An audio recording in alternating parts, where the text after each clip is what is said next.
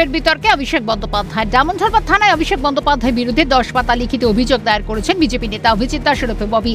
সাংসদ অভিষেক বন্দ্যোপাধ্যায় তার আপ্ত সহায় সুমিত রায়, শামীম আহমেদ, জাহাঙ্গীর খান বিরুদ্ধে লিখিত অভিযোগ দায়ের করেছেন তিনি।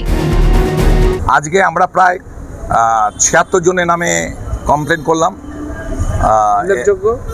উল্লেখযোগ্য আছে তো সব, এবং অভিষেক ব্যানার্জির যে পিএ সুমিত রায়ের নাম তো রয়েছেই, যেহেতু সেকশন 120B-তে রাখা যায়।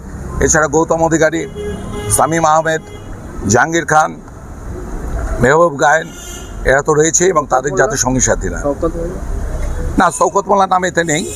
এখানে যারা ছিল ডায়মন্ডের যারা ক্রিমিনাল কাম নেতা তাদের নামেই রয়েছে।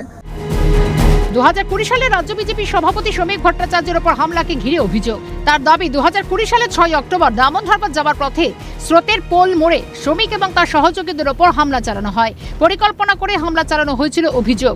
ডায়মন্ডহারবারের সাংসদ অভিষেক বন্দ্যোপাধ্যায়ের নির্দেশেই হামলা চালানো হয়েছিল বলে দাবি তার। সেই সময় ডায়মন্ডহারবার থানার পুলিশ কোনো পদক্ষেপ গ্রহণ করেনি বলে অভিযোগ করেন বিজেপি নেতা। পাশাপাশি তিনি এও বলেন, ক্ষমতায় থাকাকালীন অভিষেক বন্দ্যোপাধ্যায় যেভাবে বিরোধীদের ভুয়ো মামলা দিয়ে ফাঁসানোর চেষ্টা করত, বিজেপি সরকার সেরকম নয়। অভিষেকের বিরুদ্ধে যথেষ্ট তথ্য প্রমাণ রয়েছে, পুলিশ যথাযথ ব্যবস্থা নেবে। বারবার রক্ষা কবচ পাওয়া প্রসঙ্গে অভিজিৎ দাস বলেন, ডায়মন্ডহারবার মডেলের নামে যে পাপের রাজত্ব চলছিল তার যখন ব্যবস্থা করা গেছে তখন পাপীরাও শাস্তি পাবে। সব মিলিয়ে সময়ের সঙ্গে সঙ্গে বহুমুখী মামলার চক্রব্যূহে জড়িয়ে যাচ্ছেন অভিষেক বন্দ্যোপাধ্যায়, বলার অপেক্ষা রাখে না। অরিজিৎ মণ্ডলের রিপোর্ট, ক্যালকাটা নিউজ।